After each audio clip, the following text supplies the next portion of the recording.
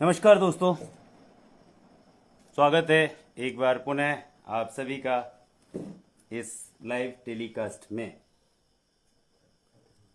दोस्तों, आप लोगों के जुड़ने का इंतज़ार हम अवश्य करेंगे।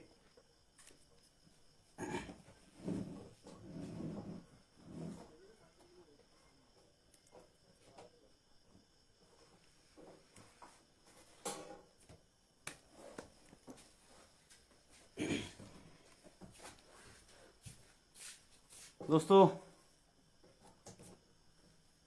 लाइव हम आ चुके हैं और पीछे जो समस्या अभी आप देख रहे थे वो समस्या थी हमारे यहाँ की इलेक्ट्रिसिटी की। और सबसे पहले आप सभी को मैं सॉरी बोलना चाहूँगा। हमारा लाइव का प्रसारण होना था YouTube पर, लेकिन कुछ टेक्निकल कारणों से YouTube पर प्रसारण नहीं हो पा रहा है और हम पुनः Facebook पर ही अपना लाइव प्रसारण कर रहे हैं।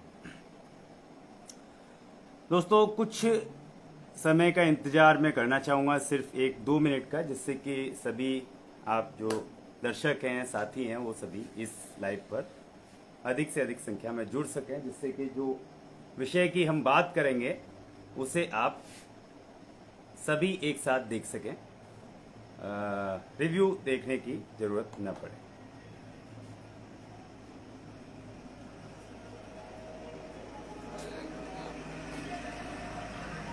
स्वागत है सरपंच साहब आपका इस लाइव टेलीकास्ट में। और आज हम आपको इस लाइव टेलीकास्ट में ऑनलाइन शामिल करने के इच्छुक हैं। आपकी सहमति की हमें आवश्यकता होगी, आपके आदेश की हमें आवश्यकता होगी। उसके बाद हम ऑनलाइन आपको इस लाइव टेलीकास्ट में आमंत्रित करेंगे और इसमें आपको लाइव जोड़ेंगे। तो दोस्तों, एक बार पुनः आप सभी का स्वागत है। आप सभी देख पा रहे हैं हमारा साप्ताहिक कार्यक्रम, हमारी पंचायत का लाइव प्रसारण। आज दिन है रविवार, शनिवार और रविवार शाम 8 बजे से 9 बजे तक का यह कार्यक्रम निर्धारित किया गया है। आपके सम्मुख बैठे हैं भारा से ओम भैया, भारा से ही अजीत कुमार सोलंकी, भारा से ही ओम भैया के साइड में सौरभ सिंह परियार जी, और भारा से ही हमारे काका श्री हीरा सिंह परमार जी। दोस्तों, अभी बरसात का समय है, हम लाइव कहीं पर भी जाकर के नहीं कर सकते। कीड़े भी होते हैं, नेटवर्क की प्रॉब्लम है, जहरीले कीड़ों की भी हमारे क्षेत्र में समस्या रहती है। इसलिए कुछ समय यह लाइव हम एक स्थान से ही बैठकर चलाएंगे। इसके बाद इस लाइव का जो प्रसारण रहेगा वो ये 2 दिन किसी अन्य जगह पर हर दिन एक नई जगह पर जाकर किया जाया करेगा। अब मैं आता हूं दोस्तों आज के विषय पर। आज की जो हमारी लाइव है उसके 2 विषय हैं। भानु प्रताप सिंह चौहान जी, स्वागत है आपका, धन्यवाद। पाराशर पंडित जी, स्वागत है। पाराशर टीके पाराशर जी, आपका भी स्वागत है। दोस्तों, आज के जो विषय हैं, पहला जो विषय है जिसकी हमारे पास बहुत सारी शिकायतें आ रही हैं और बड़ा गंभीर विषय है, हम खुद भी पीड़ित हैं उससे। विषय है गांव में या गांव को जोड़ने वाली सड़क का खराब होना, आरसीसी का खराब होना, गड्ढे होना, कीचड़ होना। तो सड़क की समस्या आज का पहला विषय है। कुंवर हेमंत सिंह जी, स्वागत है आपका इस लाइव टेलीकास्ट में। और दूसरा जो ज्वलंत मुद्दा है आज हमारा, वह मुद्दा है लक्ष्मण सेना द्वारा उठाए जाने वाला अगला हमारा जो टास्क है। भानु प्रताप सिंह चौहान जी, सभी को राम राम बोल रहे हैं। राम राम भाई।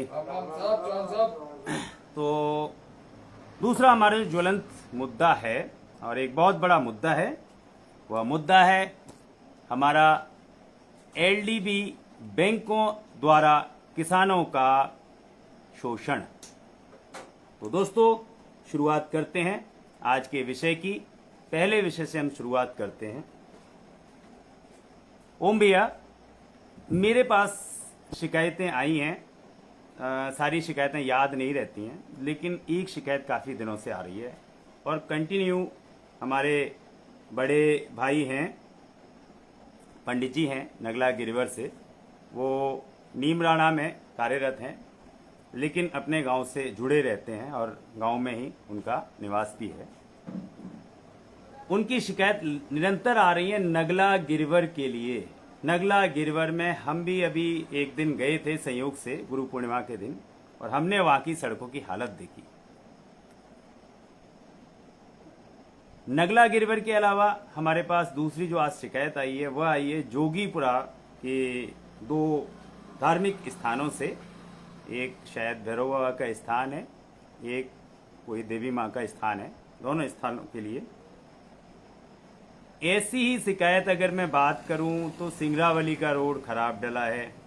गुगावत के रोड की हम लाइव चला चुके हैं। तांतपुर का ठिकाना, तांतपुर का मैंने गांव का हाल अपने फेसबुक आईडी पर दिखाया हुआ है, लेकिन किसी को कोई जू नहीं रह गई। तो इसके समाधान के लिए ओम भैया हमें क्या करना चाहिए? नमस्कार सभी दर्शकों को। भानु प्रताप जी, आप लाइव में बताइए कि आवाज कैसी आ रही है। एक बार उत्तर दीजिए। बताइए, थोड़ा साफ सुन पा रहे हैं? चौहान साहब, भानु प्रताप सिंह चौहान साहब, आवाज आप तक पहुंच रही है ओम भैया की?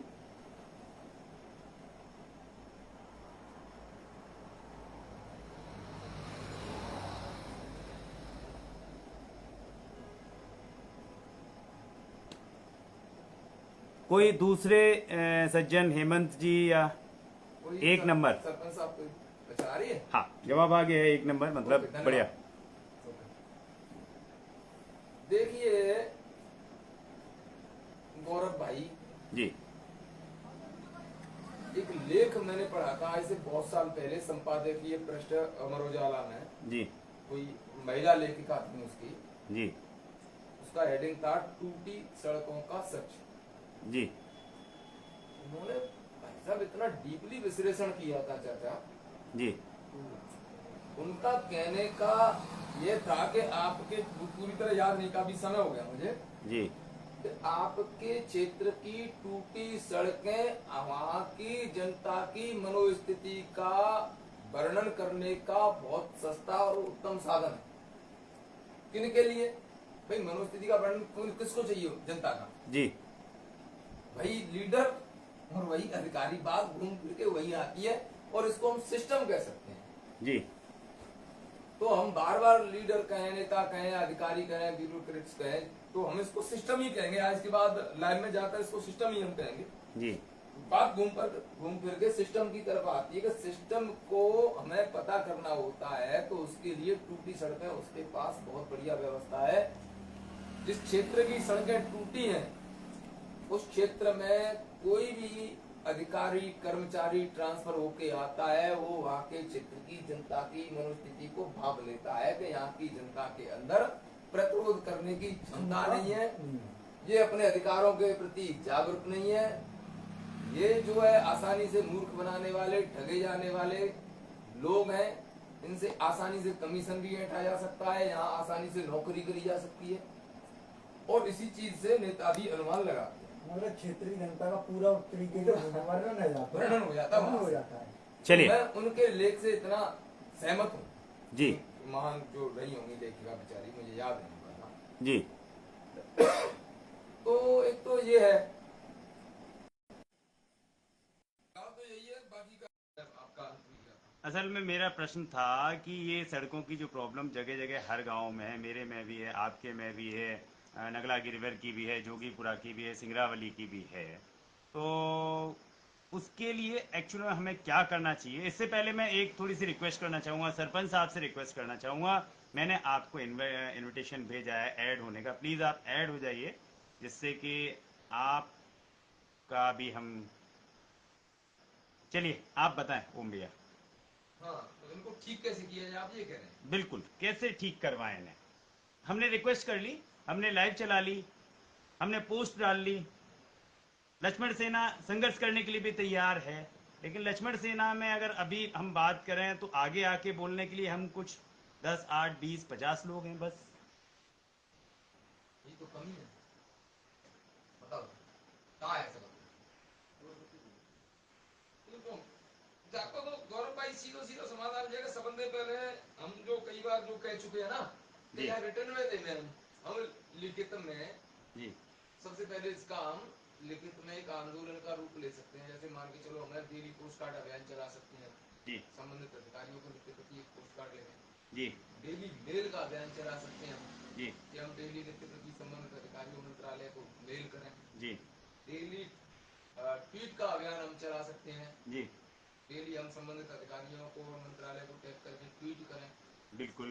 ये एक आसानी से और एक मतलब सभ्य समाज के विरोध करने के, अपनी मांगों को मनवाने के लिए, अपने हक की लड़ाई लड़ने के लिए एक सही मार्ग है जी और संसाधन है, इनको उपयोग करते हुए हम इसको कर सकते हैं। और इसमें असल में समस्या वही है जहां आप अभी कह रहे थे, जितने भी लोग इस लाइव में है या यहाँ मौजूद हैं हम या उसके माध्यम से,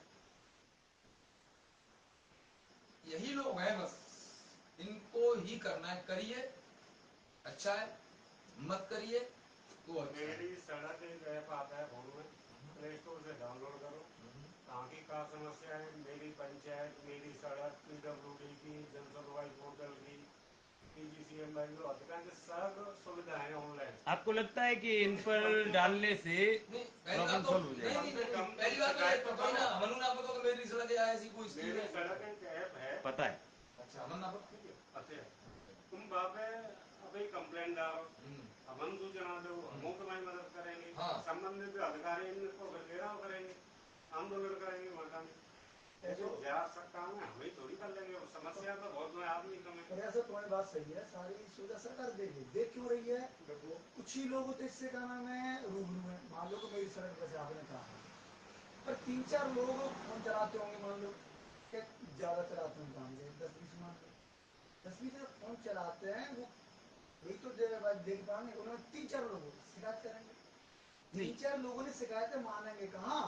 नहीं, मैं इसमें समझता जो भाई साहब ने पहले कहा था, परवार साहब, मैं आपको बता दूं कि मनोदशा उनको आवाज है कि निकलने वाले तो वो भी है जो फोन नहीं चला रहे हैं, हमने कर रहे हैं माया को, साइकिल और चला रहे हो, लेकिन उसने विरोध कोई कहा, नहीं कर रहा है। अरे 4-5 चलो आप लोग विरोध कर लेंगे तो अब समाधान थोड़ी होगा।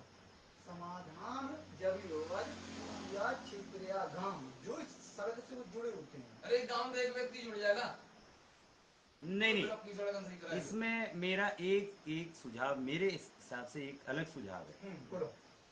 पहली बात, इसमें थोड़ा सा इसको मैं घुमा के लाना चाहता हूँ। एक प्रश्न में जनता का रख रहा हूँ यहाँ, जो जनता का प्रश्न है, लेकिन आज तक, क्योंकि हमारी जनता को प्रश्न करने की तो आदत ही नहीं है हमारे यहाँ, बस बोलने की तो आदत ही नहीं है, लेकिन जनता का प्रश्न मैं रख रहा हूँ। हमें ये लाइव करने की आवश्यकता क्यों हो रही है? ये हमें एक अलग बीमारी कहाँ से हमारी पैदा हो गई है इतने समय बाद, कि हम रोज कुछ ना कुछ लाइव कर रहे हैं, दिखा रहे हैं। क्या आप लोग इसका उत्तर जानते हैं, जो आप दर्शकगण सुन रहे हैं? हाँ, जिनको कुछ बोलेंगे। क्या आप लोग बता सकते हैं कि हम ये लाइव क्यों करते हैं? क्या हम ये लाइव सिर्फ इसलिए कर रहे हैं कि हमारे फॉलोअर बढ़ जाएं, या हमारी इससे कुछ इनकम होने लगे? चैनल मोनेटाइज है जाए। क्या ये चैनल मोनेटाइज करने के लिए हम ये लाइव कर रहे हैं? आप लोगों को क्या लगता है कि हमारे ये लाइव करने का कारण क्या है?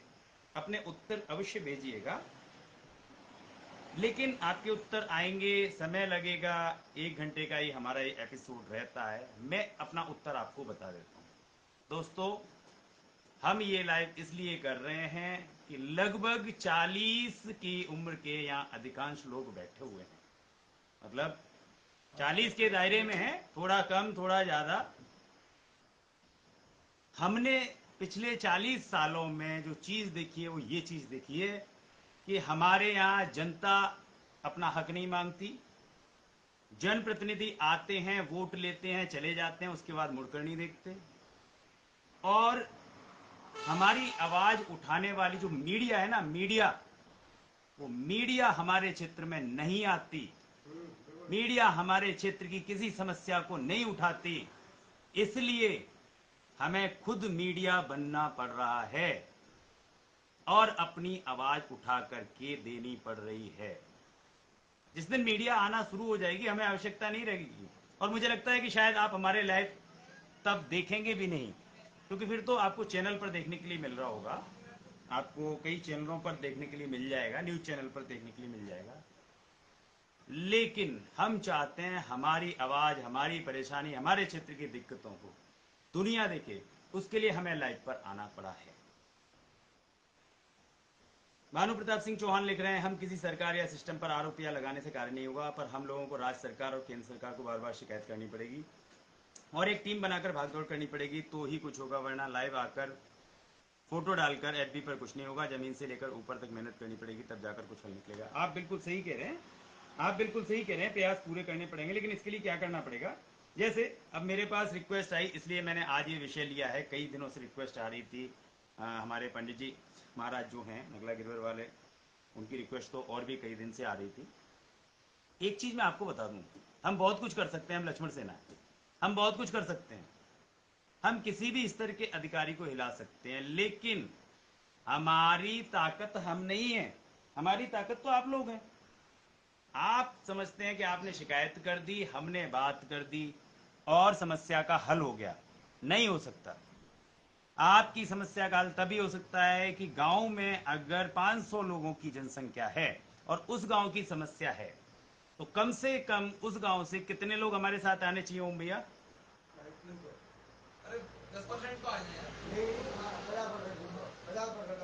नहीं, मैं मानता हूं 20% लोग किसी गांव की जनसंख्या के अगर हमारे साथ आ जाएं, तो आज लगभग 8 से 10 गांव में हमारे ये सड़क की समस्या चल रही है। दोस्तों, हमारे पास लगभग 1000 लोगों की भीड़ होगी। 1000 लोगों की भीड़ जब किसी मुद्दे को उठाती है ना, तो सरकार हो, जनप्रतिनिधियों, प्रतिनिधियों उसे सुनते भी हैं और सुनने के साथ उसे सॉल्व भी करते हैं, लेकिन उस भीड़ को हम घर घर जाकर के नहीं जुड़ा सकते। इसलिए दोस्तों, अगर आप इकट्ठे होने के लिए तैयार हैं, आप डेट निश्चित कर लीजिए, लक्ष्मण सेना आपके साथ आने के लिए तैयार है। क्या कहते हैं ओम भैया? 100%।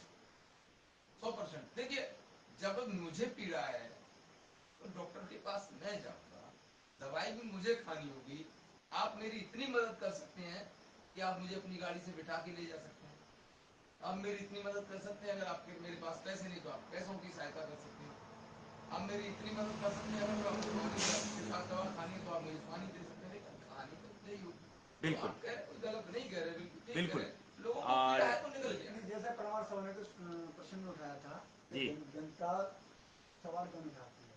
जी, परमार साहब, बात ये है कि हमारा ये देश आजाद भले 1947 में हुआ, पर लेकिन अभी मानसिकता अभी वही है, जैसे कि राजाशाही में राजा के सवाल में उठाती जनता, और वही स्थिति आ गई। जो नेताओं को राजा ही मान लिया है, और जो अफसरशाही है, पुलिस महकमा मान लो या कोई भी मान लो, अगर इस चुप रहने वाली जनता से मैं ये पूछूं, क्या आप अपने घर का हिस्सा मांगते हो या नहीं मांगते हो?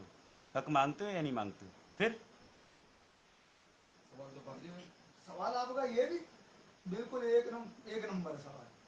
तो ये भी तो हक है ना, अपने अधिकार प्राप्त करना जनता का हक है। और लेकिन घर में भय तो होता है, बाहर तो भय को तो आप डर को कैसे निकालोगे? चलिए, एक पॉजिटिव लाइन्स हमारे पास आई है, जय सिंह भाई हैं, स्वागत है भैया आपका भी। I am very happy to see after great discuss, thank you very much. और आपने कुछ लाइनें हिंदी में भी हमें लिख कर दी हैं, बहुत अच्छी लाइनें लग रही हैं, इसलिए मैं पढ़ने जा रहा हूँ। दरिया तेरी अब खैर नहीं, बूंदों ने बगावत कर ली है, नादान ना समझ बुज़दिल इनको लहरों ने बगावत कर ली है। हम परवाने हैं मौत समा मरने का, किसको खौफ यहाँ, रे तलवार तुझे झुकना होगा, गर्दन ने बगावत कर ली है। वेरी गुड, बहुत अच्छी, बहुत सुंदर। देना चाहूंगा जय सिंह जी को, इन्होंने ये लाइन दी है, कहा से इस लाइन का क्षेत्रीय 10% जनता अपने अंदर उतार ले ओम भैया, तो समस्या बिल्कुल बचेगी नहीं, ढूंढने से भी कि आपकी समस्या आपकी कहाँ बात को कॉपी किया है आशीष कुमार परमार जी ने। सभी को सहयोग करना होगा लक्ष्मण सेना का, बिल्कुल सभी को सहयोग करना होगा। आप हमारी ताकत हैं, आप हमें कितनी ताकत देना चाहते हैं, 1 किलो देना चाहते हैं, 2 किलो देना चाहते हैं, 5 किलो देना चाहते हैं, आपके ऊपर है।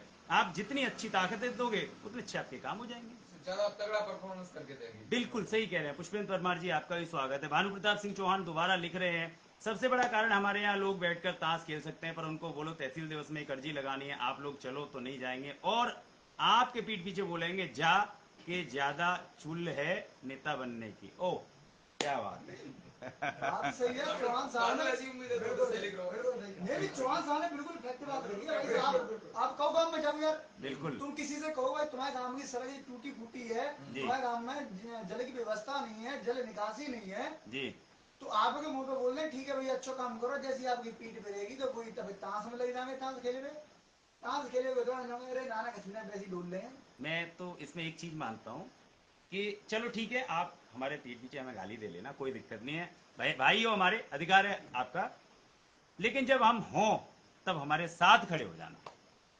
मैं मानता हूं इतना भी होगा तो इतना हमारे लिए बहुत है। देखो अब काम है, तुम परमाशा स्टार्ट करो, शुरुआत में तो दिक्कत आती है।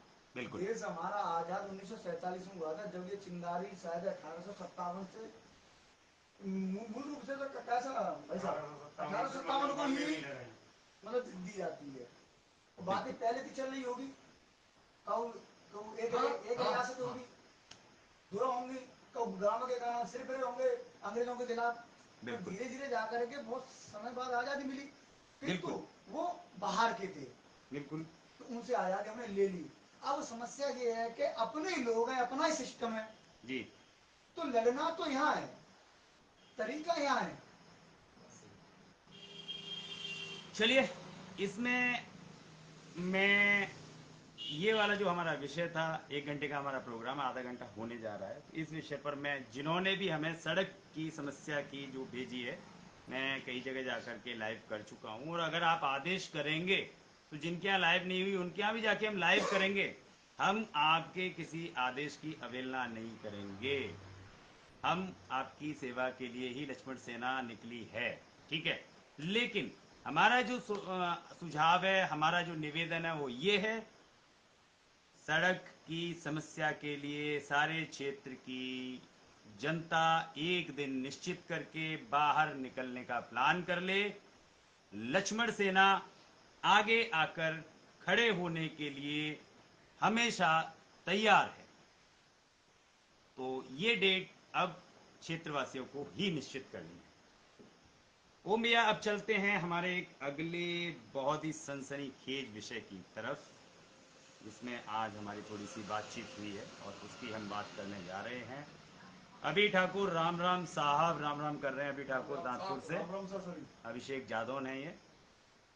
तो आज का ज्वलनशील मुद्दा, इसके बारे में मैं कुछ नहीं बोलना चाहता, मैं चाहता हूं कि आप सब लोग क्रम से इसके बारे में बोलेंगे, और मुद्दा है एलडीबी बैंक, किसानों का शोषण करने वाली, खून चूसने वाली एक संस्था। बोलिए ओम भैया, क्या योजना है, क्या प्लान है?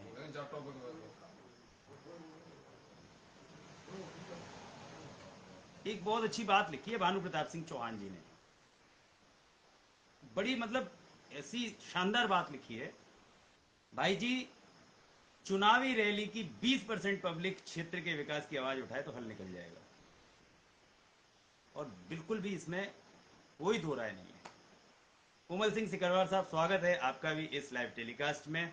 ये हमारा साप्ताहिक कार्यक्रम है हमारी पंचायत, जो कि शनिवार और रविवार साढ़े 8 बजे से 9 बजे तक प्रसारित किया जाता है।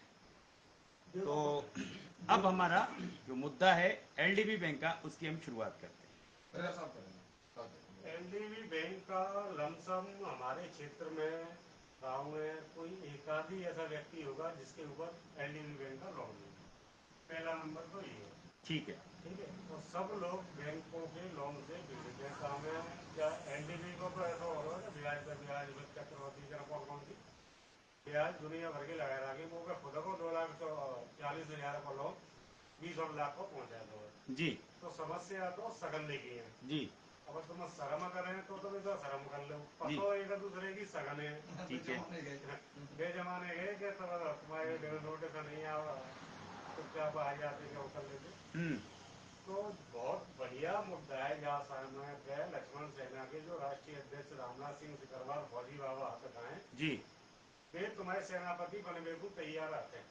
कैसे? अगर जनता को आगे आना पड़ेगा। अगर जनता उनका साथ देती है तो वे सरकार तो लड़ जाएंगे, वे शासन प्रशासन तो लड़ जाएंगे, लेकिन तुमन संग देना पड़ेगा। क्या करवाएंगे फौजी बाबा? फौजी बाबा जी करवाएंगे तुमन पे के कम से कम जो ब्याज पे ब्याज लगा के घर रखी है 2 लाख के 10 लाख कर रखे 20 लाख कर रखे, तो कम से कम तुम्हारा निभाजो तो कंटे कटवा देंगे।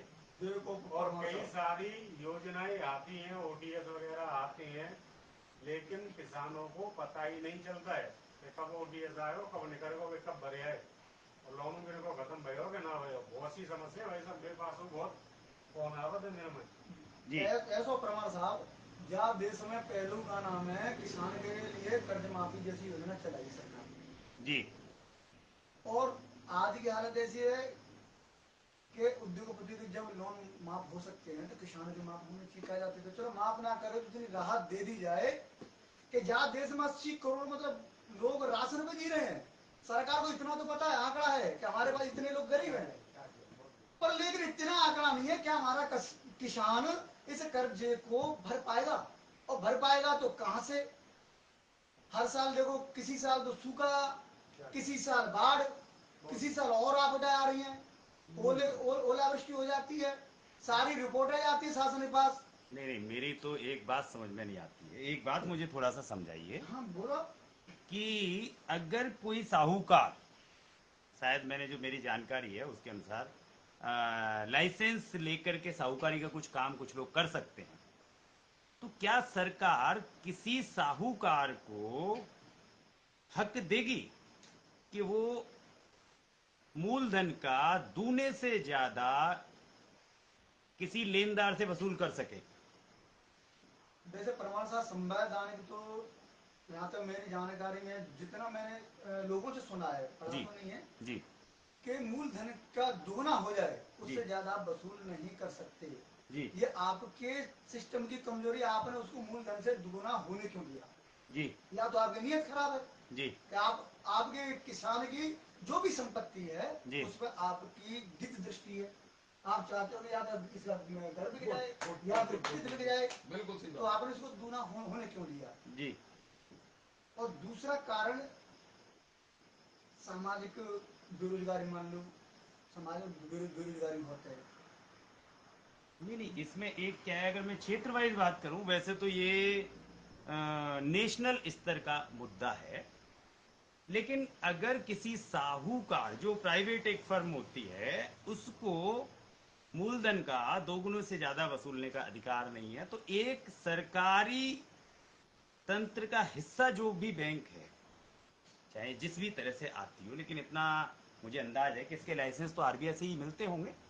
अगर बैंक है तो आरबीआई से ही लाइसेंस मिलते होंगे, और अगर आरबीआई से लाइसेंस मिलते हैं तो आरबीआई से लाइसेंस ली हुई कोई भी बैंक जब साहूकार दूने से ज्यादा नहीं ले सकता, तो बैंक कैसे ले सकती है? परमार साहब, मेन समस्या वो ही है कि लोग अपने अधिकार के प्रति जागरूक नहीं है। आरबीआई ने खुद कह रखा है बैंकों को कि डबल से ज्यादा किसी से लेने का तुम्हें अधिकार नहीं है। ये खुद जो फाइनेंस मिनिस्टर हैं सीताराम, क्या नाम है, निर्मला सीतारामैया, कल परसों में एक इंटरव्यू उनका पढ़ रहा था तो पूरा मुझे याद नहीं है, लेकिन उन्होंने भी बैंकों को चेतावनी दी है जी कि किसी से भी आप लोन किसी को दिया है तो डबल से ज्यादा नहीं ले सकते हो, और उस पर अपनी कोई भी ताकत ज्यादा इस्तेमाल नहीं कर सकते, फोर्स नहीं कर सकते। नहीं, एक चीज और, भरोसे नहीं नहीं, इसमें एक प्रश्न और। मान लीजिए आज के बाद बैंक ने ऐसा कर दिया कि चलो अब हम आज के बाद मूलधन के दुगने से ज्यादा नहीं लेंगे, लास्ट, मतलब किसी ने 1 लाख लिया है तो उससे लास्ट ब्याज लगा के 2 लाख तक लेंगे, इससे ज्यादा नहीं लेंगे। आप बिल्कुल सही कह रहे हैं, लेकिन जिनसे 1 लाख के 20 लाख, 1 लाख के 10 लाख, 1 लाख के 12 लाख ले लिए हैं, जिनकी वजह से उनके खेत बेचने पड़े, या उनकी प्रॉपर्टी दूसरी बेचनी पड़ी, या उनके ट्रैक्टर बेचने पड़े, या उनका जेवर बेचना पड़ा, क्योंकि किसान के पास इतनी धनराशि एकदम से उपलब्ध तो नहीं होती अधिकांश के पास। तो उस केस में क्या किया जाना चाहिए? जो बढ़ चुके 1 के 10 लाख।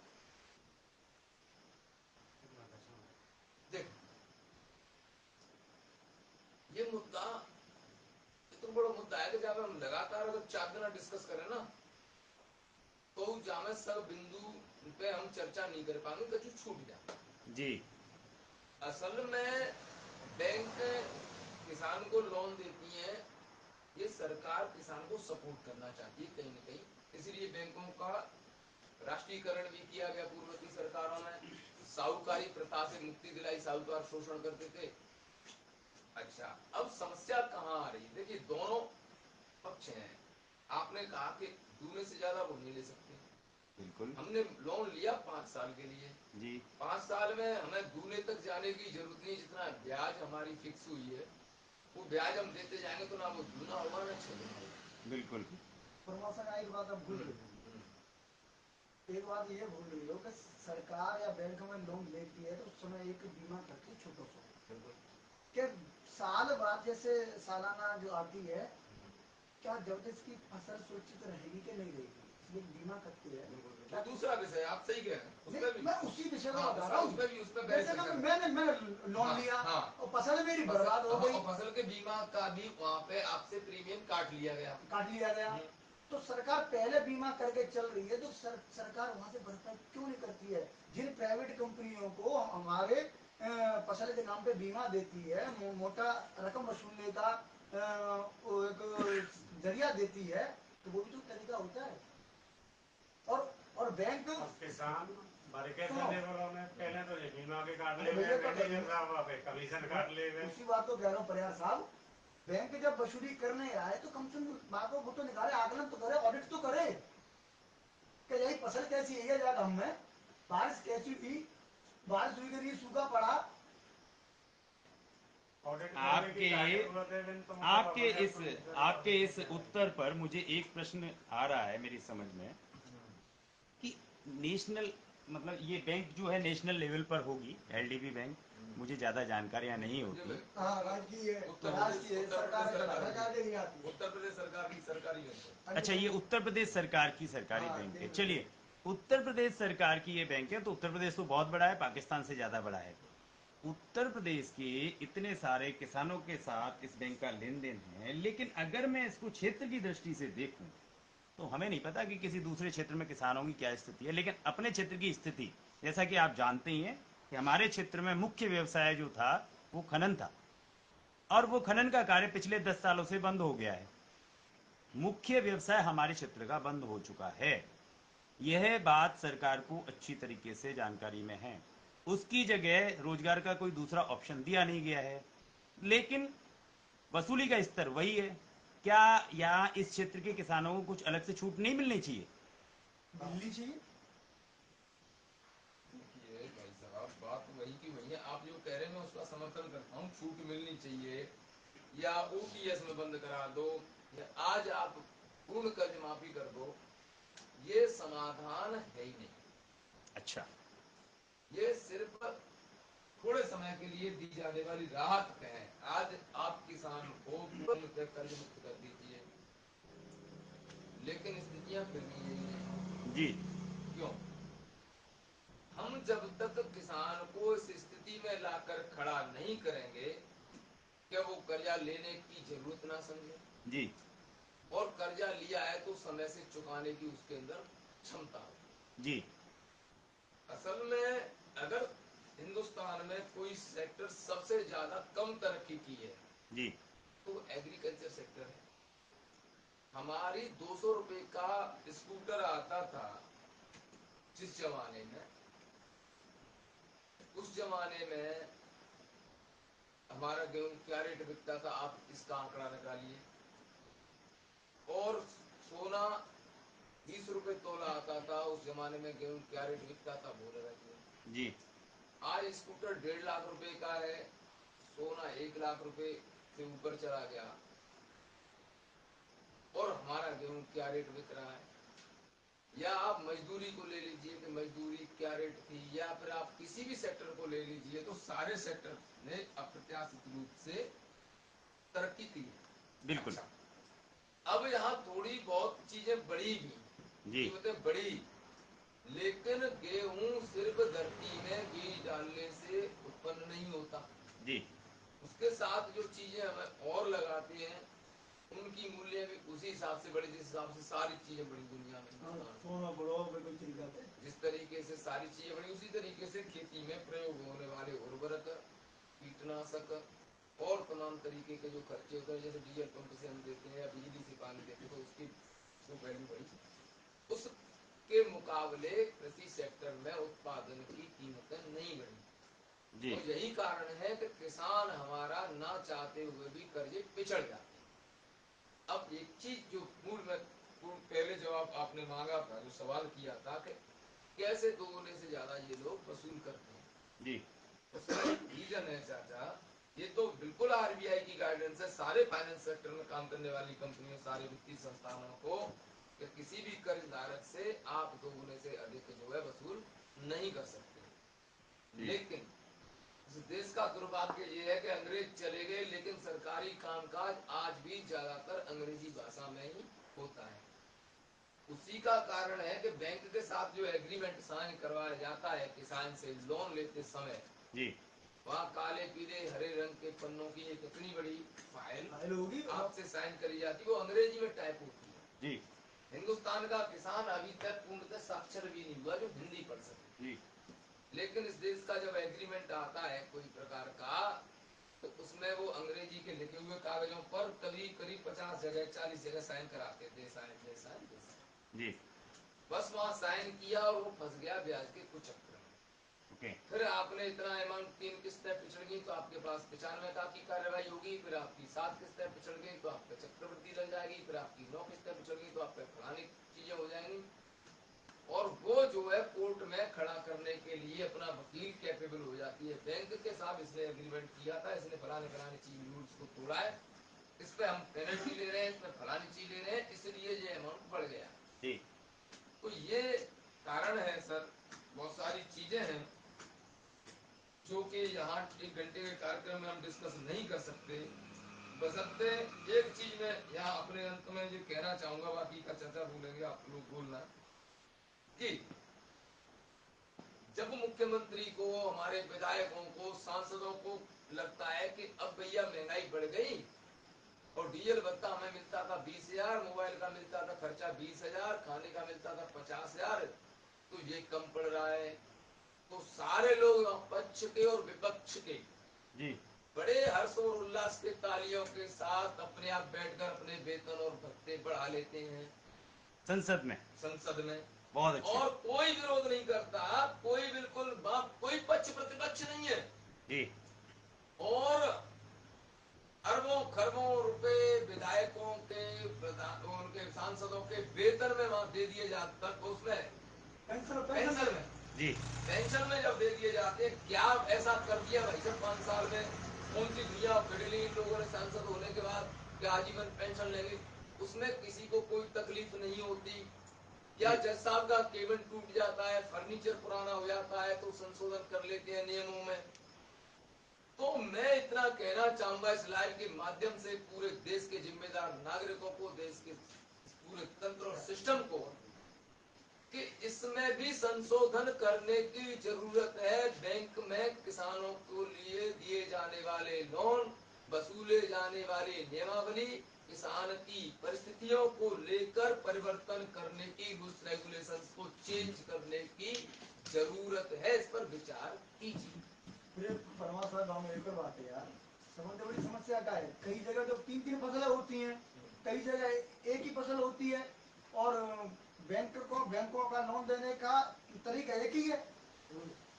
भाई मान लो हमारा आधा क्षेत्र पहाड़ी है, तो फसल तो एक ही है पहाड़ी, जब बारिश की मान लो, जब बैसाख मान लो। चलिए, इसमें अवधेश परमार जी लिख रहे हैं, कोई भी सरकारी कार्य बिना रिश्वत के आप करा नहीं सकते किसी भी सरकारी कर्मचारी को आप लीगल कार्य करने के लिए कहें तो वो बिना रिश्वत के कुछ नहीं करेगा। दूसरा, इसमें एक और कमेंट आया है हमारे आशीष कुमार परमार जी का। मेरे हिसाब से अगर मूलधन में भी सेटल हो जाए तो भी लक्ष्मण सेना की बहुत बड़ी जीत होगी, आप सब भाइयों की और बाबा की। तो मैं चाहूंगा इसका जवाब आप आशीष जी का दें। ऐसा है, बात तो आप ठीक कह रहे हैं आशीष जी के मूलधन में, ये बड़ी अच्छी बात है, बड़ी प्यारी लगती है बात। जब अपने फायदे की बात आती है तो बड़ा अच्छा लगता है, इसमें मेरा भी आपका सभी का फायदा है। लेकिन सोचने वाली बात यह है कि लक्ष्मण सेना एक हम आप जैसे कुछ भाइयों का समूह है। ना तो लक्ष्मण सेना की कोई सरकार है इस देश में या प्रदेश में, ना ही हम जैसा हमारा जो लीडर है रामनाथ सिंह सिकरवा फौजी बाबा हमारे, उनके पास कोई संवैधानिक पद है। तो हो जाएगा, सरकार हमारी है, लेकिन ये हम कहना चाहेंगे हम इस देश के नागरिक हैं और इस देश के नागरिकों के द्वारा चुनी गई सरकार प्रत्येक नागरिक की होती है, चाहे उसने उसको वोट करा या नहीं करा। बिल्कुल। तो सरकार हमारी है, हमारे लिए बनी है, तो हम सरकार से निवेदन करेंगे, सरकार को जगाएंगे। आंदोलन का रास्ता अख्तियार करना पड़ा, वो भी संविधान की एक प्रक्रिया का हिस्सा है, क्योंकि कहते हैं कि संसद उनकी है तो सड़कें हमारी है जी। तो सड़कों का हम प्रयोग करेंगे। तो वो सारी चीजें करेंगे। क्या सफलता मिलेगी, क्या हमारी सरकार सुनेगी, क्या हमें उसमें तवज्जो मिलेगी, ये हम और आप सबके संघर्ष पर और सरकार के विवेक और बुद्धि और भविष्य की दृष्टि यानी दूरदृष्टि पर निर्भर करता है। प्रयास हमको आपको सबको करने चाहिए। शोषण हो रहा है, लोग सुसाइड कर रहे हैं कर्जे के मारे, लोग गरीब बद से बदतर जीवन जीने के लिए मजबूर है, लोगों के बच्चों की शिक्षाएं प्रभावित हो रही हैं, और कुल मिलाकर यह है कि पूरा जीवन भी इस कुचक्र में फंस गया है ब्याज के में। तो हम लोगों को, आप लोगों को प्रयास करना चाहिए। बहुत अच्छी बात कही है, आप भी साथ आइए, सारे लोग साथ आइए, और अपनी ही सरकार है, हमारी सरकार है, हमारा ही किसानों का, मजदूरों का सबका मिलकर सरकार बनती है। तो हम उससे अपनी आपकी मांग करते हैं, अपने दुख को उससे सामने रखते हैं। क्यों साहब? बिल्कुल सही बात कही आपने। और इसी क्रम में मैं भी आप सभी लोगों को सूचित कर देना चाहता हूं कि लक्ष्मण सेना एलडीपी के खिलाफ एक अभियान की शुरुआत कर रही है। उसके लिए आपको अपनी जानकारी हमें देनी है। इसे आप कमेंट के माध्यम से भी दे सकते हैं, हमारे फ़ोन पर व्हाट्सअप करके भी दे सकते हैं, फ़ोन करके भी दे सकते हैं, जिसमें आपकी जानकारी हमें ये प्राप्त होनी चाहिए। आपका नाम, गांव का नाम, मोबाइल नंबर और अमाउंट, जो लिया हुआ। कर्जा कितना लिया था, कितना जमा कर दिया या कितना भी हो चुका है, ये जानकारी हमें कमेंट के माध्यम से आप कीजिए। आपके आसपास रहने वाले लोगों से करवाइए, हमें पूरा डेटा चाहिए कितने लोग इससे पीड़ित हैं। दूसरी चीज, अगर आप भी इस मतलब आपको लगता है कि योजना सही है, इस पर काम होना चाहिए, हमें इसके लिए लड़ना चाहिए, तो आपको लक्ष्मण सेना के साथ आना होगा। आप बताएं क्या आप इसके लिए तैयार हैं? बाबा काका, आज आप नहीं बोले हैं। मैं इसी विषय पर आपसे पूछना चाहता हूँ कि लक्ष्मण सेना ने जो ये योजना जो शुरू करना जा रही है, ये एक लोगों के भले के लिए एलडीपी का, ये क्षेत्र के लोगों को सभी को सहयोग करना चाहिए। पीड़ित है या पीड़ित के पड़ोसी है, ये सभी की समस्या है। हाँ, कोई ऐसा और- व्यक्ति है, ऐसा नहीं कहता तो आप लोगों को बताइए हाँ, उसके बाद। और ये मुख्य समस्या है। और वास्तव में हमारा तो मैं फिलहाल तहसीली पहाड़ी क्षेत्र जैसा ही मानो, आगरा की सीमा छोड़ गए हम, तो हमारी तहसील तो पूरा पिछड़ा क्षेत्र है, जिला क्षेत्र बिल्कुल पूरा पिछड़ा क्षेत्र है। बिल्कुल तो यहाँ पर बहुत सारी समस्या, पैदावार है, अशिक्षा है, या बेरोजगारी है, या अन्य कोई यहाँ पर मील वगैरह कोई रोजगार का साधन नहीं है। तो हमें अतिरिक्त भी छूट देनी चाहिए, अतिरिक्त भी सुविधा हमें गवर्नमेंट को देनी चाहिए। इसके लिए हमारी सारे लोगों को, जागरूक लोगों को, आम जनता को, और एक साथ आकर अपनी मांगे रखनी चाहिए। जो मंच उन्होंने लक्ष्मण सेना ने मुहैया कराया है, हाँ। श्री रामनाथ सिंह सिकरवार जी ने, तो उनका जनता सहयोग करे, आकर के सड़कों पे आए, आंदोलन करे, जो भी तरीका हो। आंदोलन तो करना पड़ेगा भाई। हाँ। अगर घर में बैठेंगे तो को सरकार ना तुम्हारे छूट दे भी आ रही, ना तुम्हारे लोन माफ कर रही, ना अगर तुम्हारे ऐसी बड़ी सरकार होवे तो जिस दिन नौबती क्यों आवे, किसानों के खेत क्यों बिके, क्यों ना बनाओ? सांसद ने विधायक ने अभी सैलरी भत्ता बढ़वाने होते हैं तो वे तो हाल उदम कर लेते हैं संसद भवन में। नहीं। आज सैलरी बढ़वा चुपचाप। लो, चुपचाप अरे लगवा वो तो इस तरीके साइलेंट करते हैं कि हम लोगों को, पब्लिक को पता भी नहीं चल जाए कि कब बढ़ा दी अपनी तनख्वाह। और कहाँ पहले जमाने में तो देश आजाद हो 1947 के बाद में तो वेतन तनख्वाह नहीं मिलती, सैलरी नहीं मिलती, सिर्फ भत्ता मिल दो, खर्चा पानी मिल के भैया तुम्हें दिल्ली जाना पड़ रहा है तो लो 500 रुपया। शायद तुम्हारी जानकारी में नहीं हो, एक बार विधायक होने पर एक पेंशन है, दूसरी बार विधायक होने पर दूसरी पेंशन है, तीसरी बार विधायक तीसरी पेंशन और आज ही है, बने। सांसद हो जाए तो सांसद की पेंशन है, मतलब पेंशन पर पेंशन है। पर लेकिन काऊ नेता के खाना पर जीना रहेंगे थे और वैसा जैसा लगे यही संसद भवन में के जाना जे जा पार्टी के जे पटक लो पार्टी ने बुक डाल दो। तो जब अपनी बात आते हैं तो जुम्मन का चलो ऐसे है जाते भैया जी पूरा का नाम है खजाना अपो है, जब 500 तो सांसद कितने होता है और जितने विधायक होते हैं सब शासन मान के चलते हैं। गत्ते तो निकलना पड़ेगा भाई। नहीं, मन से गया तो इसमें फौजी बाबा ने एक बात कही है कि अभी आपको आंदोलन के लिए नहीं उतरना, ऐसा नहीं है कि आपको सीधा आपको लड़ना है। फौजी बाबा ने थोड़ा सा बदलाव किया है। फौजी बाबा कह रहे हैं आप मुझे लिख के डिटेल तो भेजिए। फौजी बाबा इस डिटेल को लेकर के सबसे पहले ज्ञापन देंगे हमारे जिला के जिलाधिकारी महोदय को, और अगर उस पर कोई सुनवाई नहीं किया जाएगी तो फिर हम लोग उसमें आंदोलन का रूप अख्तियार करेंगे और आंदोलन हमारा शांतिपूर्ण होगा, शांतिपूर्ण आंदोलन होगा। और ईश्वर ने चाहा हमने जब उसमें रिक्वेस्ट देंगे तो शायद आवश्यकता ही नहीं पड़े कि हमें आंदोलन करना पड़े। इस बार का तरीका है, चेंज है, और हम पहले उसमें ज्ञापन देंगे, लेकिन उसके लिए हमारे पास सबकी डिटेल्स होनी चाहिए, सबका नाम, जो एलडीबी से बैंक लिए हुए हैं उनका नाम, फोन नंबर, गांव, कितना अमाउंट लिया है, कितना जमा कर दिया, कितना बाकी हो रहा है, या समेत ये डिटेल्स हमें कमेंट के माध्यम से आप भेज सकते हैं, जिसे हम फौजी विभाग को मुहैया करा देंगे। दोस्तों, जैसा कि मैंने कहा था, आज बरसात का समय है, कीड़े बहुत पड़ रहे हैं, आप देख रहे होंगे बहुत सारा मतलब परेशान है सभी लोग। तो आज हम इस लाइव को यही समाप्त कर रहे हैं। आप लोगों का सहयोग और प्यार इसी तरह बना रहे, आप लोग इसी तरह अपना प्यार हम पर बनाए रखें। धन्यवाद, थैंक यू, शुभ रात्रि।